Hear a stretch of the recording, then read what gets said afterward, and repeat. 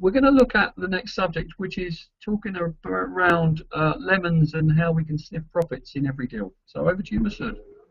Thank you. That was very nice. Well, what is a lemon? I got asked many times. Let me explain it briefly. What is a lemon? Lemon is basically like the fruit. It is bitter. It's a property that is bitter, that is creating some sort of stress. Either it isn't cash flowing, either it won't let, either it's negative equity. Basically, negative cash flow. Negative cash flow means that the amount you get from renting is less than the amount you pay out to your mortgage repayment. Some properties, or some lemons, have very high cost service charges and maintenance bills. Actually, we had a 2-bedroom flat in right behind Silvertown, near the London City Airport, that had a horrendous service charge of £200 every month. So we were very pleased to get rid of it. Also, lemon could be a property that is difficult to finance. Some ex-council properties are very difficult to finance.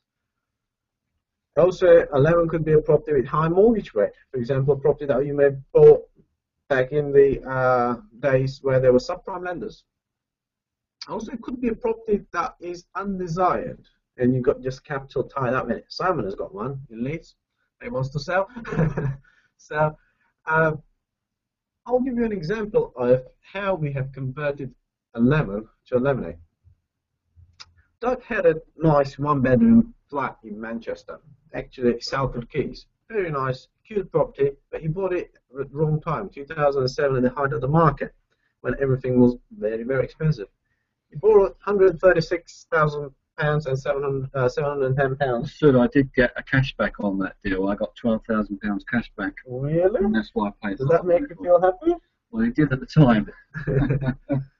So now he's worth 100. How does that make you feel? Oh, not so good. So how much you losing? Quite a lot. About 40 grand. So that property was about 40 grand in negative equity. What a nice one. And listen to that. Monthly payment, $545 to the bank. So Northern Rock every month asks £545 from Doug.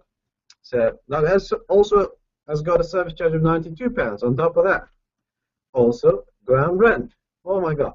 So he only gets £525 from the tenant. Look at that.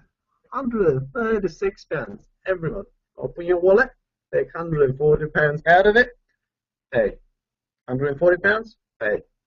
How does that make you feel? Not so good. On top of that, he's got voids, repairs, he has to pay the estate agent every time to let it, and he has to produce a tenancy agreement. Also, he's got letting fees. Well, what we did was, Doug said to me, Masood, I had to get rid of this. We opened our deal analyzer, put the property on, and I said, Doug, look, we have to sell this for a little bit over the market value. Actually, quite a little bit more than the market value. So we know that we've got a mortgage of £136,710. So I had to find a greater figure. So I decided 142,999 wouldn't be so bad. And we start listing the property. We put it on Rightmove, and it sat there for 18 months. No one called. But fortunately, one gentleman rang and said, well, I really love your property in central Manchester. Can I have a look? I called the tenant, arranged the viewing. The guy went in there and said, well, I like it. Where do I pay the holding deposit? I sent him the bank details, and within that, I had a payment. I said, Doug, do you know what? The miracle happened. Someone is buying your lemon. When the buyer moved in, he paid a deposit of £5,000. Because he is a buyer, he is not a tenant anymore, like in lease options. He is paying the service charge. We are not paying the service charge. He is responsible for the service charge. He is responsible for the ground rent. And his monthly payment was £805. So now we've got a person that has paid us £5,000 deposit. He's paying £805 every month, and we're paying only £545 to the bank. And we've exchanged contracts. And we have exchanged contracts. How wonderful is that? Now, the net monthly cash flow is £260, from minus 140 plus the voids, repairs, maintenance, and fees, to £260 without none of them. No voids, no maintenance, and letting fees anymore. How powerful is that? Here is the property himself. 1-bedroom apartment, central Manchester, very cool location. Nice place, rather modern, with concierge and all the stuff, but it's gone down in value and it's not a nice, profitable property anymore. It is a property that sucks your money. So we've got £5,000 upfront from the buyer. Now our cash flow is £260 a month. So we have locked in the buyer actually for 5 years, so you can cash out within a 5-year period. So that will give us £15,600 total in net cash flow. A property that has been £40,000 into negative equity, we've turned it to a £20,000 net profit. And you don't have no exposure to interest rates increase. So if the interest rates go up, actually our cash flow will be greater. So we are secure. How many of those would you like? Doug, how many other properties you got like that?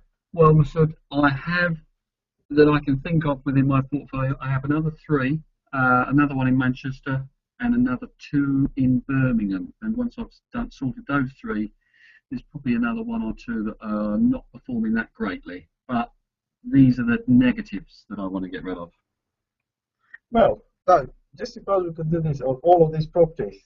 How would that make you feel? That would make me feel fantastic. Great. So, ladies and gentlemen, if you learn the knowledge and if you got this power, you can do deals with anyone, everywhere. So I'm going to tell a little bit about how I sniffed the profits in this deal. So I realized that when I look at the numbers, I saw that the service charge and ground rent were creating basically the negative cash flow. So when you remove those 2 fees, it's almost like zero cash flow. But we had to get rid of this service charge, and we knew that installment contracts will enable us to do so. So I said to them, look, if we can sell it for a little bit about what we owe on it, I think someone will buy it. The monthly payments are not that expensive, and I think if you put a couple of £100 profit on it, it will be easy to sell and it won't be that difficult. And that's what we did. We made it rather easy for the buyer to buy and put the minimum deposit allowed on Rightmove, and that's what they liked about it, because our buyer had £15,000, but they liked the fact that they can put only 5 out of that 15 because they want to invest the money elsewhere, and that made it really, really attractive. And he never questioned the price. That's how we sniff the profits. Basically, we realized that, okay, if we make it easy for them to buy, and if we make the monthly payments affordable, and get rid of the service charge and ground rent, it will be really easy to sell.